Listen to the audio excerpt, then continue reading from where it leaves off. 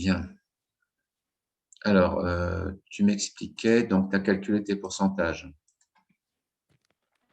À mon avis, ce que tu as dû faire, attends, je reprends le tableau.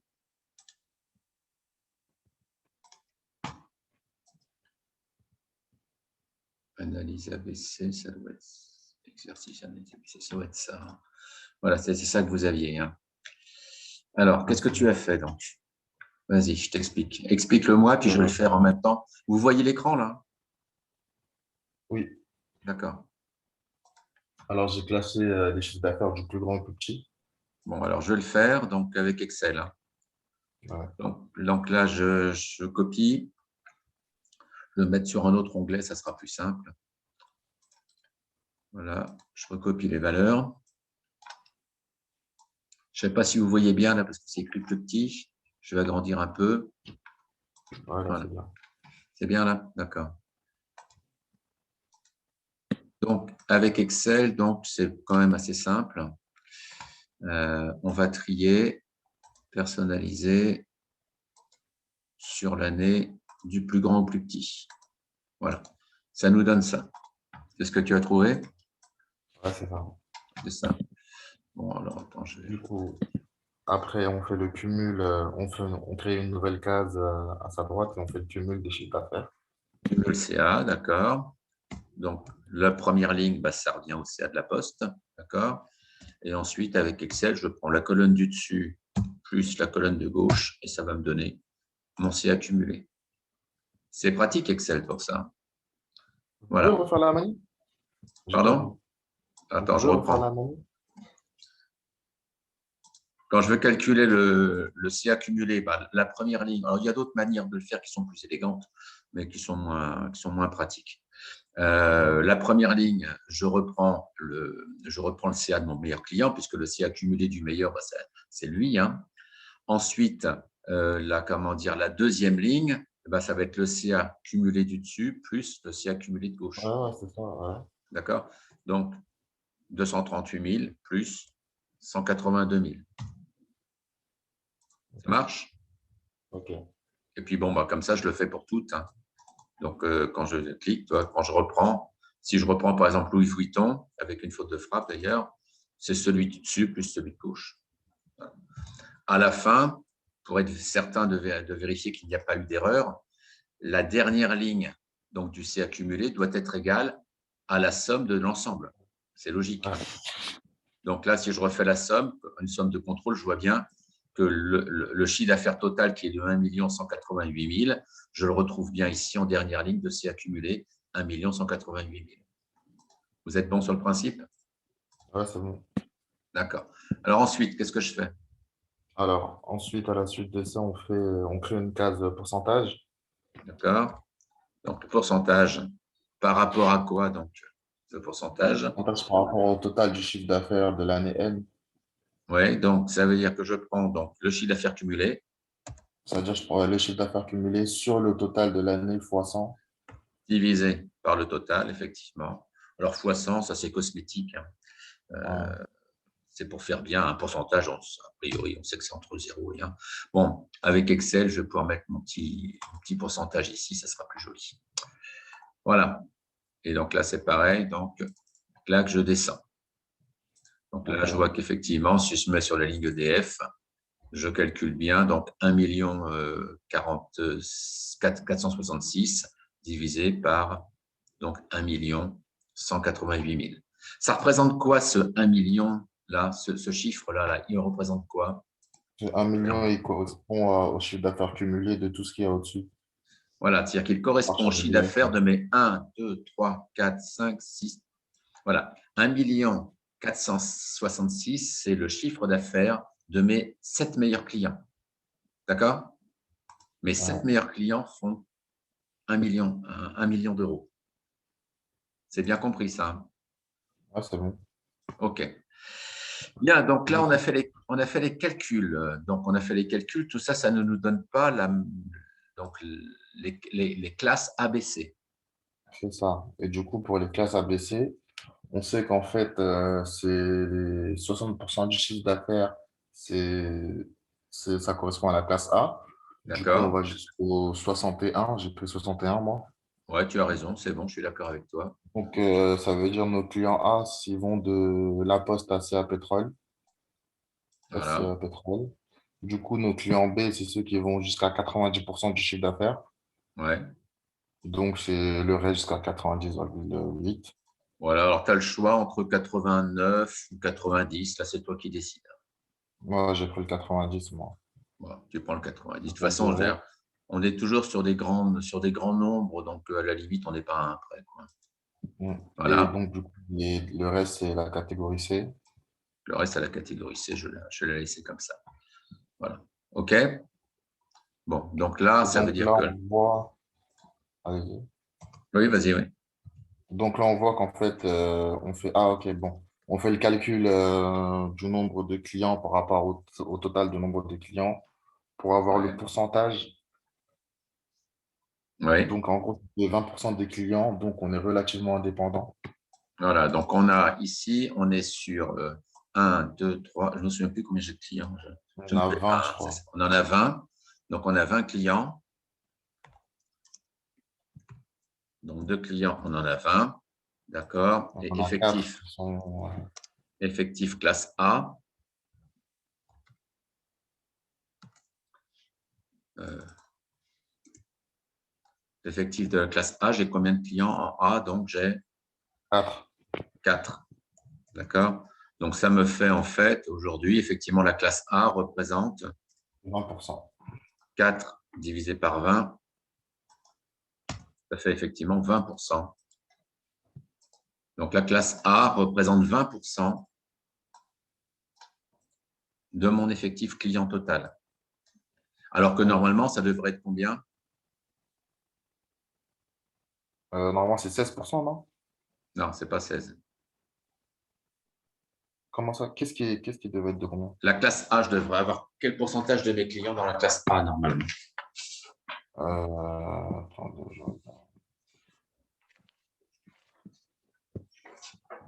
Les autres, vous avez le droit de répondre. euh, 10.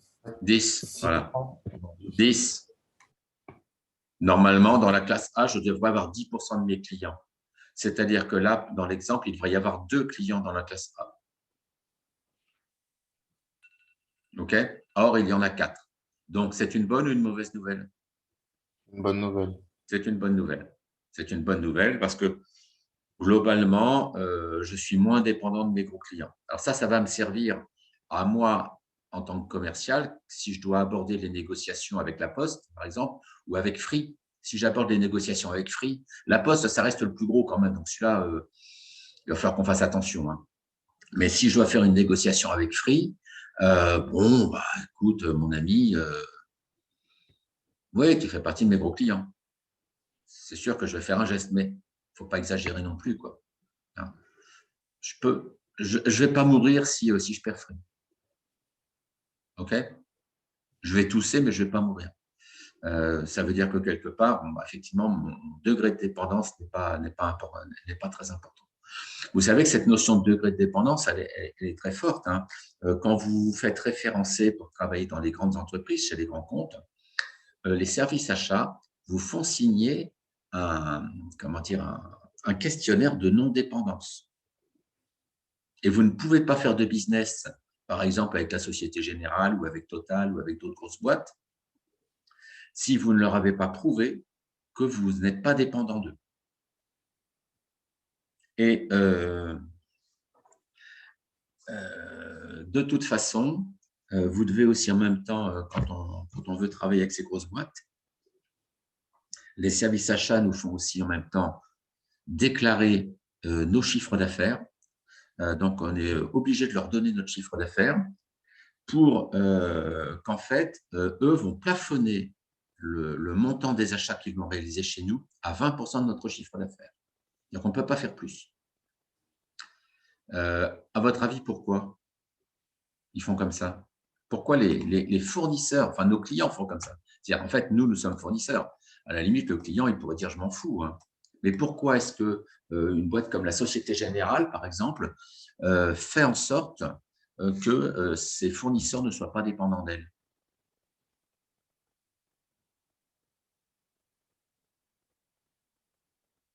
Vous ne savez pas?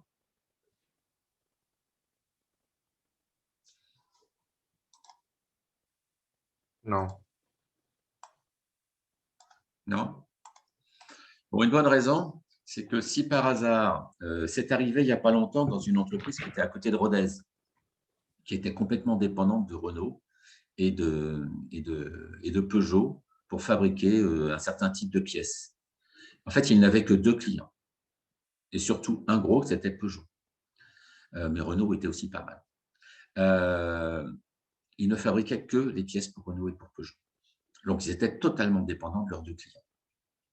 Et puis un jour, Renault et Peugeot décident de changer et donc d'externaliser leur production ailleurs, de délocaliser grosso modo à Tataouine-les-Oies.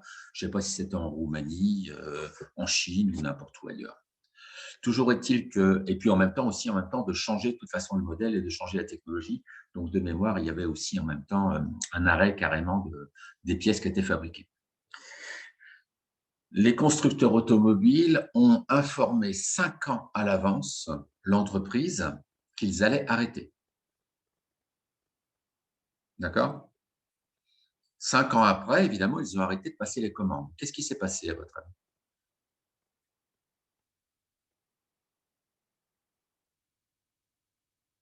L'entreprise, elle a coulé Pourquoi? parce qu'elle a plus de clients. Oui, mais en 5 ans, elle n'aurait pas pu les militaires en plan interne, ça s'appelle se sortir les doigts des fesses. Ils n'auraient pas pu prendre des initiatives un peu?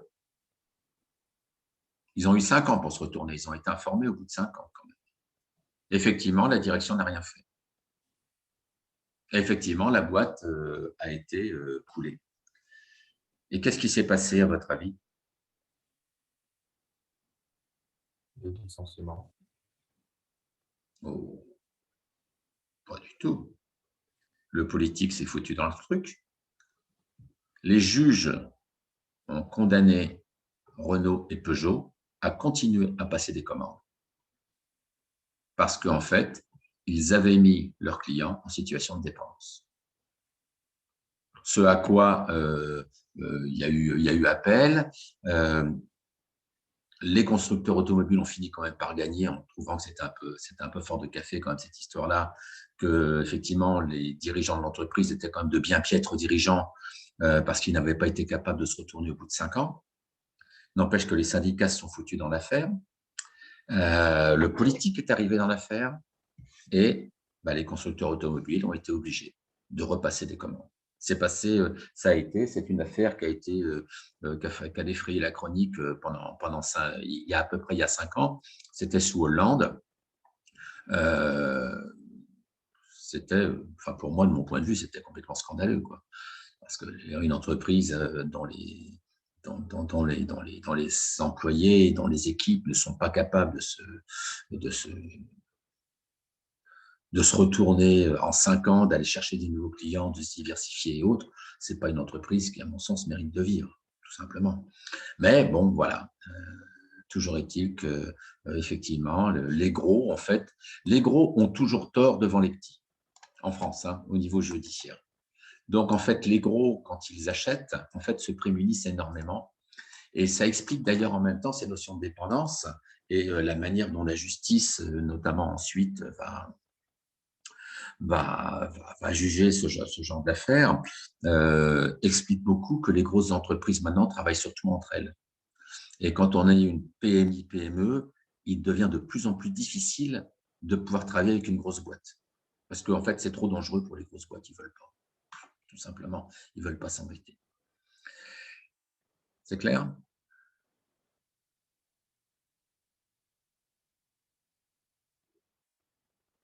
C'est bon, là, la manière de faire? Oui. Bon, donc vous m'avez prouvé que vous savez faire une analyse ABC sur le chiffre d'affaires, c'est déjà pas mal. Bon, donc vous m'avez répondu à la première question. Donc, que pensez-vous de la situation de cette entreprise en termes de dépendance par rapport à ses principaux clients vendus? Maintenant, sur quelle entreprise, sur quel compte Monsieur, l'entreprise… Oui, désolé. Donc, on est d'accord qu'ils ne sont pas vraiment dépendants de leur classe A, vu que ils c'est sont même, 20%. ils sont même Comment? pas du tout, ils sont même pas du tout dépendants. Ok. Hein. Ils ne sont même D'accord. pas du tout dépendants. Tu aurais pu dire pas vraiment si on avait eu 3, mais il y en a 4. D'accord. Là, c'est le paradis du commercial. D'accord. Hein, c'est le paradis du commercial. Par contre, ce n'est pas le paradis du gestionnaire. Hein, y a 2 points de vue Comment dans ça? ce truc-là. Ben, parce que, quelque part, si on a effectivement plus de clients dans la classe A, le gestionnaire aura un peu tendance à dire bah, c'est bien gentil, mais ce n'est pas optimisé tout ça. On gaspille un peu d'argent, parce que c'est vrai que c'est plus cher de gérer une classe A un peu plus forte. Le gestionnaire, en général, aime bien, lui, avoir des… Il se fout de la dépendance, le gestionnaire. Le gestionnaire, lui, ce qu'il veut, c'est dépenser un minimum d'argent pour avoir un maximum de gains. C'est la grande différence qui va exister entre le commerce et la gestion. Le commercial, lui, quand il est comment dire, il est sur le terrain, lui, ce qui l'intéresse, c'est que son client ne lui fasse pas trop de misère. Alors que le gestionnaire, lui, ce qui l'intéresse, c'est de ne pas dépenser d'argent et de maximiser au maximum la rentabilité, c'est-à-dire le ratio entre les sous qui rentrent et les sous qui sortent. Là, il y a quand même, a priori, ça coûte plus cher comment dire, de gérer une classe A pléthorique. Donc, le gestionnaire, lui, il serait peut-être moins content. Le commercial, par contre, est content. Alors, moi, je suis commercial, hein, et je me place du côté du commercial. Donc, personnellement, moi, je suis content. Parce que le jour où l'acheteur va venir m'embêter, bon, je vais être un peu plus serein dans ma tête. C'est bon? C'est clair? Oui, c'est clair. D'accord. Bien. Alors, sur quel compte l'entreprise doit-elle principalement porter ses efforts de fidélisation? Là, du coup, on fait la matrice ABC. Alors, il va falloir faire une matrice ABC. Parce qu'en fin de compte, les efforts de fidélisation, si vous vous souvenez bien, on les fait essentiellement porter sur les clients qui sont déjà gros et qui vont rester gros. C'est cela nos comptes stratégiques. C'est bon? Ouais. Donc là, on a fait l'analyse ABC sur le chiffre d'affaires. Donc, on sait qui sont nos clients gros. Par contre, on n'a pas fait l'analyse ABC sur le potentiel. Donc, on ne sait pas qui va rester gros. Donc, bon, je vais vous le faire parce qu'on ne va pas y passer du temps. Hein. Donc, dans ces cas-là, on va reprendre. Là, je vais prendre l'ensemble. Là, ce sera plus simple. Je vais me remettre sur la même feuille, mais je vais me mettre en dessous. Hein. Voilà, je vais reprendre mes comptes. Voilà, ça, je vais l'enlever. Je n'en ai pas besoin. Toc, toc, toc, toc, supprimer et je vais déplacer vers la gauche. Voilà, c'est bon. Alors, donc je repars et je vais faire sur le potentiel de chiffre d'affaires, sur le chiffre d'affaires N plus 1. Donc, je vais refaire une analyse ABC. Donc, je répète. Donc, je vais d'abord reprendre le look. Oh, je verrai après. Donc, ici, un petit gras quand même et puis un petit gris, histoire de faire plus joli. Voilà. Alors, je reprends ici ma liste. Je trie ma liste par rapport au potentiel ce coup-ci du plus grand au plus petit, donc en décroissant. Ça me donne ça. On va essayer de mettre des espaces de milliers quand même. Voilà. Ensuite, je vais calculer donc un cumul, comme on a fait la dernière fois.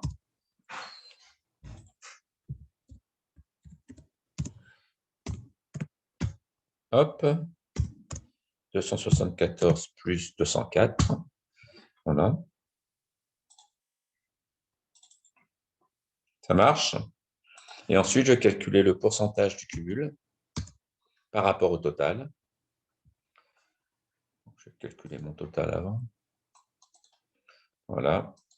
Et donc, le pourcentage du cumul, donc 274 divisé par 1 226 000 avec un petit F4 sur le 1 226 000 pour pas que ça bouge.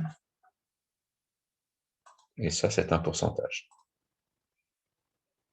Voilà. Et vous obtenez ce machin-là. Je vais essayer de faire des trucs un peu plus jolis. Voilà. C'est bon. C'est ce que vous aviez trouvé? Oui.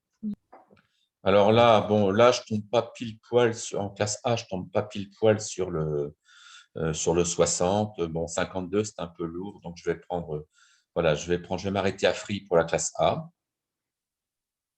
Vous me suivez jusque-là? Ouais. Ouais. Bah là, je tombe pile poil à 90, donc ça, c'est bien. Donc là, j'ai ma classe B. Et puis, j'ai la classe C en dessous. Voilà. Avec Excel, c'est beaucoup plus pratique, hein. Il est évident que le faire à la main, c'est long et fastidieux. Quand vous le faites en entreprise, là, c'est vraiment, ça fait partie des trucs sur lesquels il faut maîtriser Excel. Est-ce que vous aviez trouvé ça? Oui. Ouais. Bon, alors une fois que j'ai ça, bon, bah là, j'ai le nombre j'ai mes comptes et puis j'ai les classes dans lesquelles sont mes comptes. Donc, vous voyez que vous avez donc l'exercice, on a fait l'exercice donc sur le chiffre d'affaires et là, on a fait l'exercice sur le potentiel. Bon, je vais faire un petit tableau de synthèse. Alors là, vous allez voir, c'est pareil, je vais réutiliser on va prendre Excel, ça va aller très, très vite.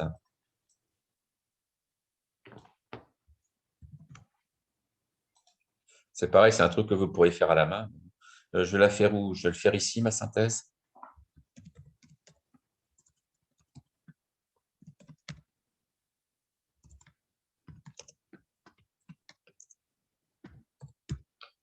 Voilà, je vais le faire là.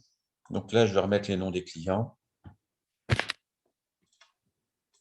Donc, je vais les prendre là, ça sera bien. CTRL-C. Hop, je vais coller et puis je vais les retrier par ordre alphabétique. Ça sera plus simple. Voilà. Et donc là, je vais avoir classe sur CA. Et puis là, je vais avoir la classe sur potentiel. Alors là, je vais utiliser la formule magique d'Excel qui va me permettre d'aller rechercher dans ces listes-là la classe. Donc, on n'a pas fait de cours Excel ensemble, hein. Non. Donc, je vais vous juste demander de regarder. C'est pour éviter de perdre du temps, hein.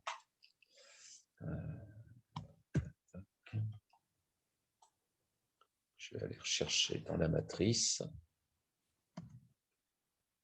Donc, c'est là 1, 2, 3, 4, 5e ligne.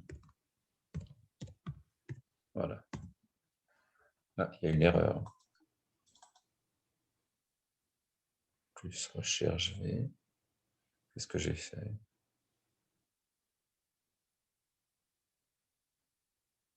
Non. Est-ce que j'ai fait l'erreur? Ah, c'est là.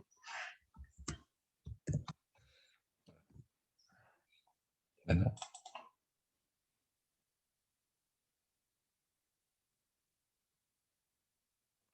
Alors, dans ces cas-là, quand ça ne marche pas, le mieux, c'est de recommencer. Recherche V.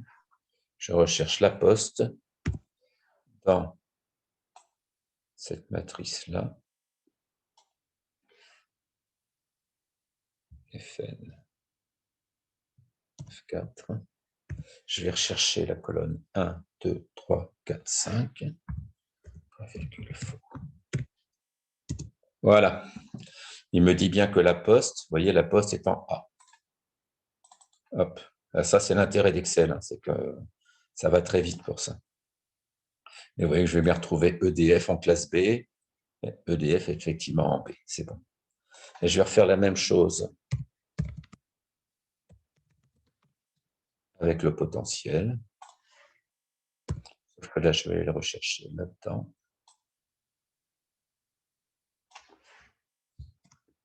Voilà. 0,5, 0,5.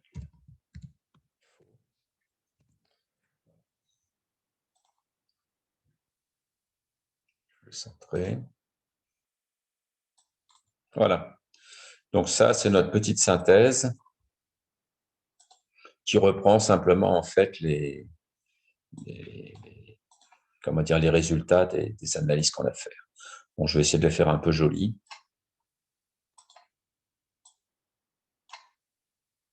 Vous êtes d'accord avec moi jusque-là? Sur les résultats? Ouais. Ouais. Voilà. Bon, là, c'est difficile, hein, de faire comment dire, de faire l'analyse. Donc, ce que je vais faire, Là, je vais passer, je vais faire un copier-coller. Je vais passer d'Excel à PowerPoint. Ce sera plus simple. Voilà, Monsieur, oui, ça vous dérangerait juste de revenir sur le tableau potentiel, s'il vous plaît? non, non, ça ne me dérange pas, absolument pas. Bien au Merci. contraire. Pour comment je calcule le potentiel?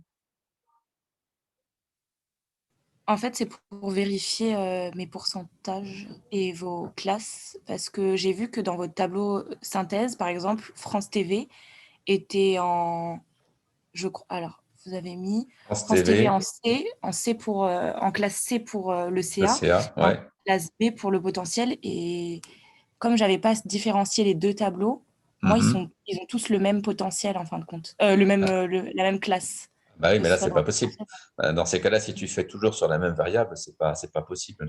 Tu es bien obligé de prendre d'un côté le chiffre d'affaires, de l'autre côté le potentiel. Sinon, Oui, effectivement, tu vas pas arriver à un bon résultat, hein.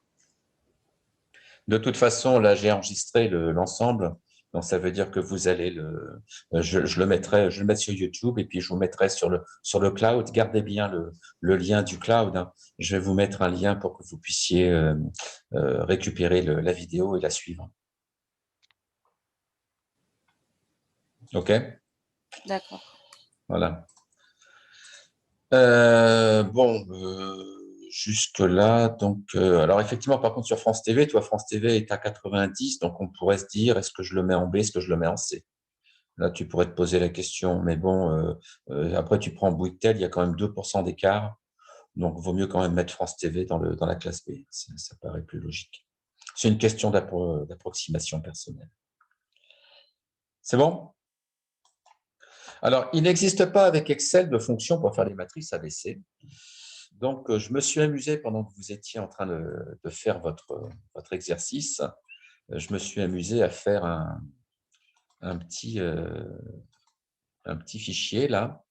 Ce que je vous propose, si vous voulez, je vais vous le mettre sur le cloud. Comme ça, vous pourrez, puis je vais vous envoyer le lien, comme ça, vous pouvez le télécharger. C'est dans Documents. Voilà. Attendez, monsieur, Oui. juste avant de faire ça, est-ce qu'on peut répondre aux autres questions? Il y a des questions dans le Les chat, deux. peut-être? Non, non, non, les questions que Non. vous avez données, sur quel compte Ah, l'entreprise doit-elle principalement faire porter ses efforts et quel compte l'entreprise doit-elle a priori abandonner? eh ben justement, mais ça, je ne sais pas le faire si je n'ai pas fait l'analyse croisée. Donc, en fait, Ah, eh ben voilà, l'analyse croisée va me permettre, en fait, cette analyse croisée potentiel chiffre d'affaires va me permettre comment dire, de répondre à ces questions-là. Sinon, je ne peux pas répondre. Sur le cloud, je vous ai mis cartographie de la base client ABC. Vous avez donc le fichier PowerPoint que vous pouvez récupérer. d'accord.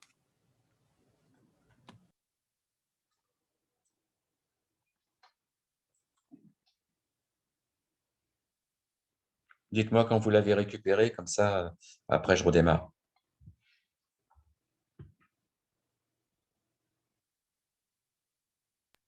C'est bon.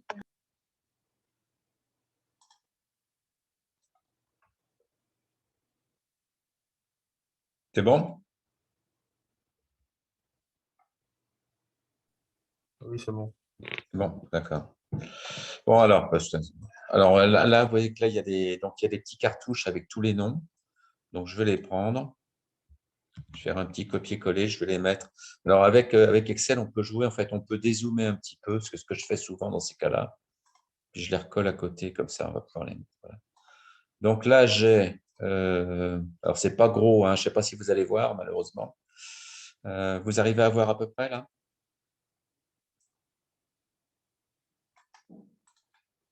Comme ça doit être bien, là, a Oui, on priori. voit. D'accord. Alors, on y va. Donc, faut les prendre un par un. Là, on n'a pas le choix. Donc, la poste, ils sont en AA. Donc, la poste, je prends le petit sticker, je vais le mettre là.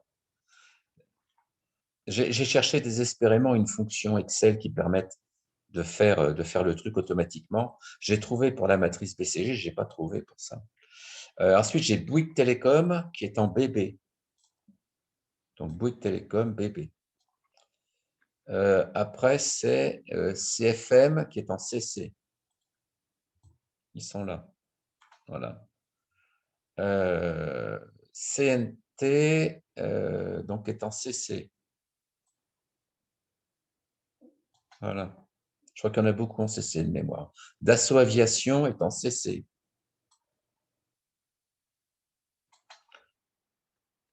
EDF, BB. Voilà EDF. France TV, qui était en C en chiffre d'affaires, passe en B en potentiel, France TV. Donc France TV, ils vont être là. Free, AA. C'est bien. GRDF, c'était petit, ça reste petit. CC. Hermès, pareil.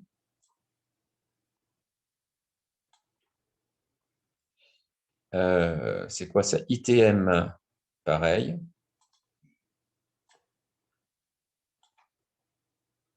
L'Oréal, qui était moyen, qui restera moyen. Louis Vuitton. Alors, le Louis Vuitton était moyen, ils vont devenir petits.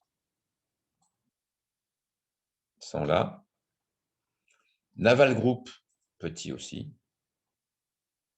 Voilà. Sanofi, bébé. SCA Pétrole. Alors, SCA Pétrole. Tiens, j'ai pas la... Je ne l'ai pas fait. Bon, je vais en faire une autre. CTRL-C, CTRL-V. SCA Pétrole. Voilà. Donc, SCA Pétrole était en A et il passe en B. Donc, ils sont là.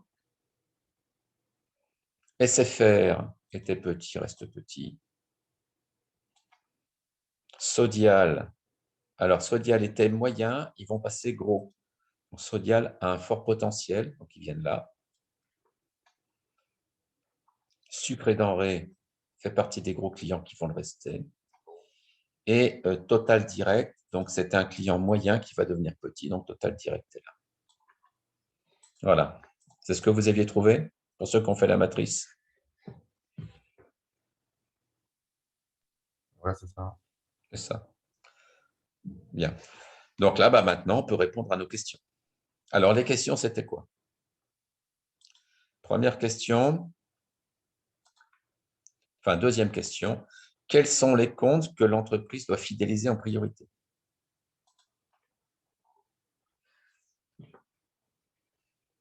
La catégorie AA. La catégorie AA. Voilà, c'est celle-là. Hein. Donc ça, c'est, je vais les mettre là. On peut mettre SCA éventuellement hein, aussi. Hein. Mais enfin, grosso modo, on a nos comptes stratégiques qui sont là. Donc voilà, je vais mettre en arrière-plan. C'est peut-être pas très joli comme couleur. Je vais essayer de trouver quelque chose d'un peu plus sexy quand même comme couleur.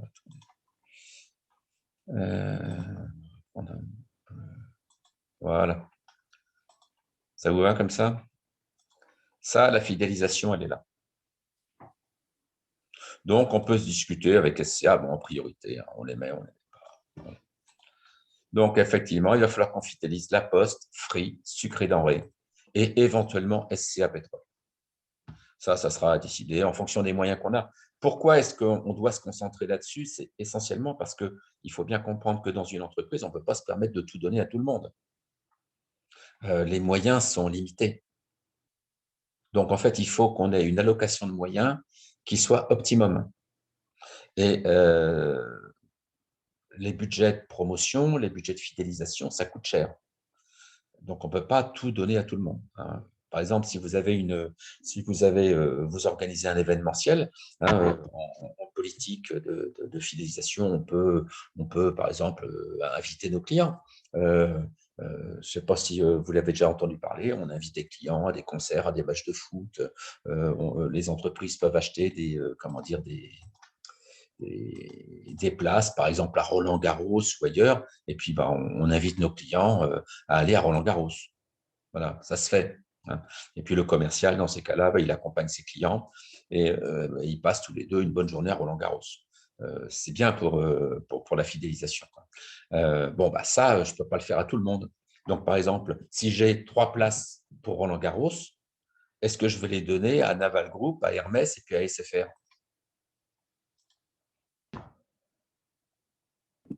Ah non. Ben non, ça serait ballot, hein, parce qu'ils vont me rapporter cela.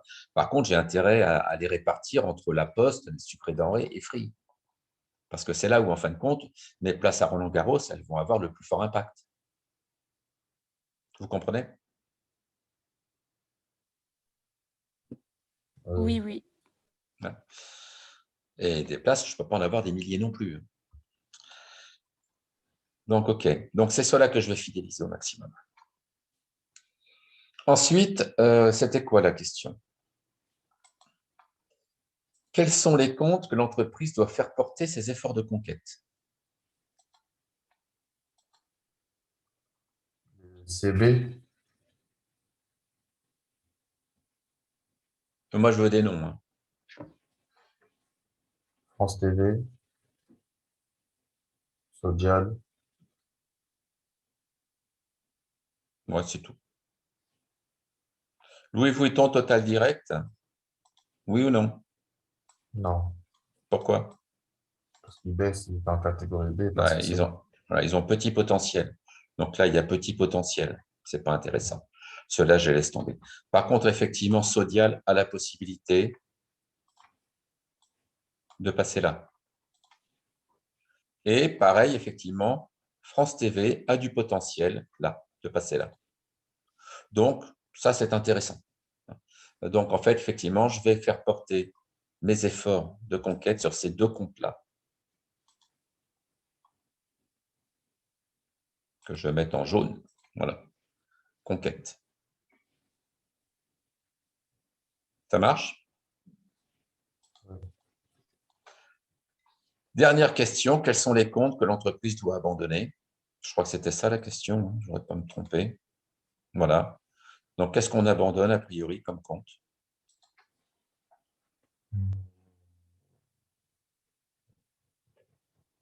Enfin, ce n'est pas qu'on les abandonne, hein, c'est qu'on voilà, bon, il peut pas direct. on les gère de loin, quoi.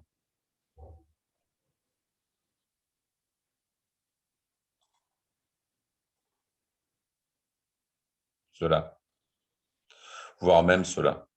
Alors, ceux-là, on avait encore… Alors, ceux-là, ça, c'est certain. Ceux-là, je vais vous les mettre en rouge, comme ça, on sera tranquille. Voilà. Ceux-là, on les laisse tomber.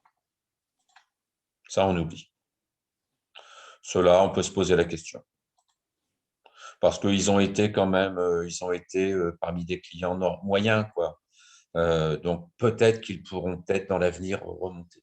Alors, bon, on peut s'interroger en fonction du contexte, mais enfin, même, allez, je dirais même, allez, hop, ceux-là, on les oublie aussi.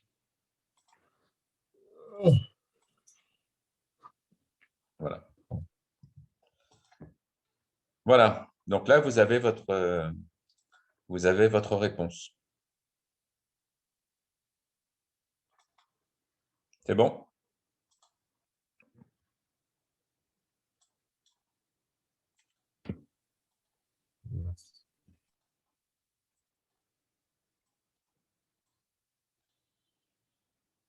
Allez, je mets SCA aussi. Voilà. Donc, vous voyez, comme ça, avec cet outil de cartographie, on voit immédiatement les choses. Alors bon, je vous le répète, on ne va pas refaire l'exercice parce que sinon, ça va nous amener un peu trop loin. Mais on peut aussi en même temps optimiser les rendez-vous clients, les rendez-vous des commerciaux. C'est-à-dire, vous refaites une analyse ABC avec les rendez-vous de vos commerciaux et vous pouvez voir comme ça, en comparant par exemple les rendez-vous que les commerciaux ont prévu de faire avec le potentiel, vous pouvez voir s'il y a une bonne allocation du temps commercial par rapport au potentiel du client. Et donc, si votre commercial a prévu d'aller chez des clients qui n'ont pas un fort potentiel, ça ne va pas le faire. D'une manière générale, de toute façon, quels sont les cadrans qui sont stratégiques si vous devez vraiment avoir corrélation entre les données que vous mettez, c'est la diagonale. C'est-à-dire que normalement, pardon, voilà, tout doit se situer dans la diagonale. C'est là que ça doit se passer. Si vous êtes au-dessus ou en dessous de la diagonale, c'est qu'il y a un souci. En tout cas, il n'y a pas corrélation. Par exemple, vous prenez sur un croisement chiffre d'affaires potentiel, Sodial, par exemple, qui est au-dessus de la diagonale, ça veut dire qu'en fait, il a un fort potentiel comme France Télécom. Là, par contre, là, on est en sous-potentiel. Donc là, en fait, là, il y a matière à faire des choses. En dessous, il y a matière à abandonner. Donc, ça vaut, ça, ce point de vue, ça vaut évidemment aussi pour les rendez-vous, ça vaut pour tout un ensemble de choses. Après, il suffit simplement de relire le diagramme parce que vous n'êtes pas forcé de le faire exactement dans l'ordre où je l'ai proposé. Donc, dans ces cas-là, vous le lisez dans l'ordre qui vous intéresse. Tac, voilà, je vais vous faire un petit. Ça vous va comme ça?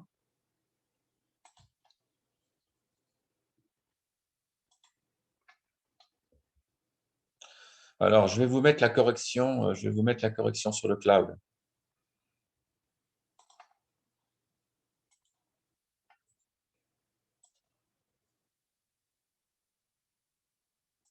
Je peux enregistrer ça.